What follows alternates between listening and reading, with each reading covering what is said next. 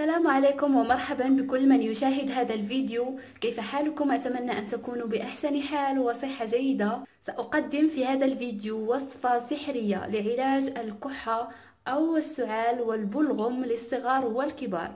فالسعال كما تعرفون هو مرض يصيب الجهاز التنفسي عند وجود التهاب أو انسداد في المجرى التنفسي بسبب الإصابة بالإنفلونزا أو بسبب التدخين، مما ينتج تكون البلغم طبعا.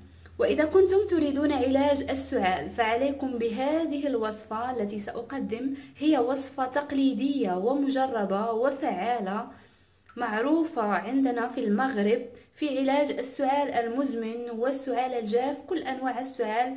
كما قلت هي تقليدية وتغني عن كل الأدوية التي تشترونها من الصيدليات بلا فائدة.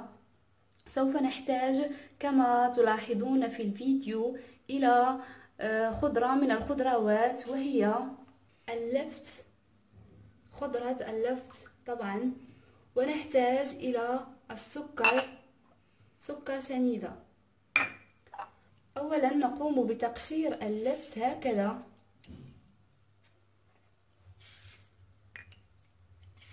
كما تلاحظون. نقوم بنزع قشور اللفت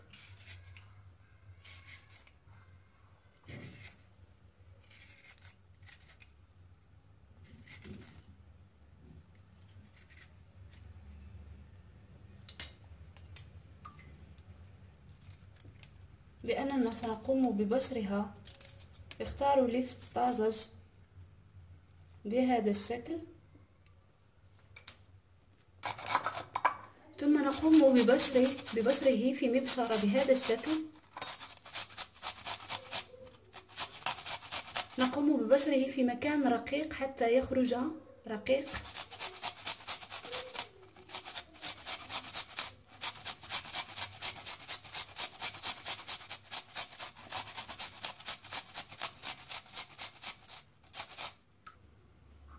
حصلنا على هذا اللفت المحكوك كما تلاحظون. بعد ذلك سوف نضيف السكر الناعم أو سكر سنيدة بهذا الشكل. نضيف ملعقتين من سكر سنيدة.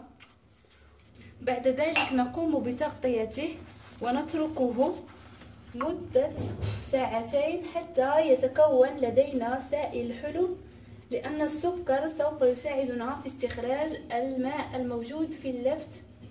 بهذه الطريقة أنا كنت قد استعملت واحد قبل ساعتين لوالدي. كما تلاحظون السائل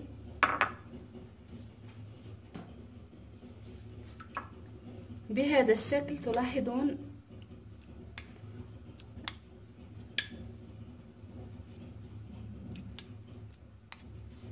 استخرجناه، فهو حلو وغني بالعناصر الموجودة في اللفت بهذا الشكل.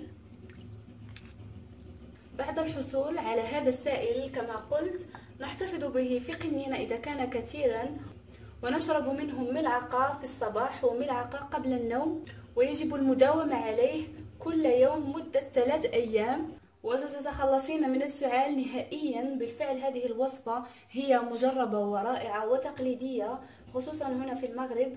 أرجو أن تستفيدوا منها، وأرجو أن تنشروا الفيديو لتعم الفائدة، وكذلك لا تنسوا الاشتراك في القناة. وأتمنى الشفاء لكل مريض. إلى اللقاء في وصفة لاحقة إن شاء الله.